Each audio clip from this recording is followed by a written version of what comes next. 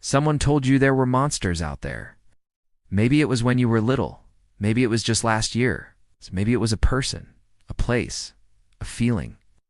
Something big and terrifying that everyone around you agreed. Stay away from that. So you did. That's the thing about the sea beast that wrecked me. It's not really about sea creatures. It never was. It's about the stories we inherit. The fears we're handed before we're old enough to ask why. The monsters that were never actually monsters at all. Just things that nobody bothered to get close enough to understand. There's this little girl, Maisie, brave in that specific way that only children can be. Not because she doesn't feel fear, but because she hasn't yet learned. That fear is supposed to stop her.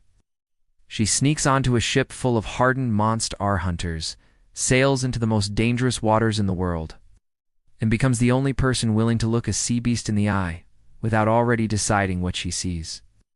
And then there's Jacob, this weathered, scarred, legendary hunter who has built his entire identity around a story he was given as a boy.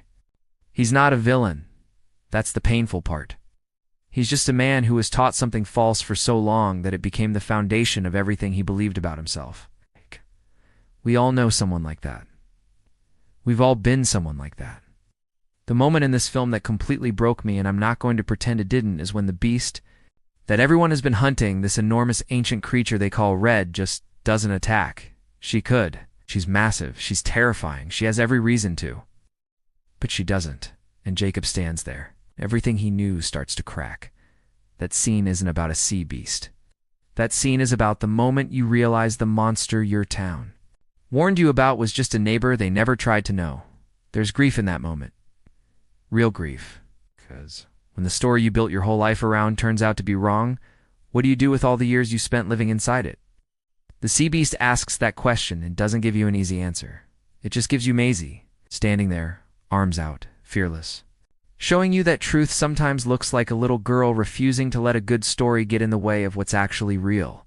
I watched this movie alone on a random Tuesday night. I didn't expect it to make me think about my own life, about the things I was told to fear, about the times I stood at the edge of something unknown and turned back. Because somebody else's voice was louder than my own curiosity. But it did. And maybe that's all I really want to say. If there's something in your life right now that feels like a sea beast big, it's dark, unknown, everyone telling you to stay away, maybe just ask yourself one thing. Did you decide that for yourself? Or did someone decide it for you? You don't have to charge at it.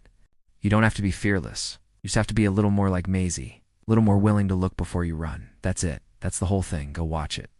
Take someone with you if you can. But if you've already seen it, watch it again, because I promise there's something in there you missed the first time.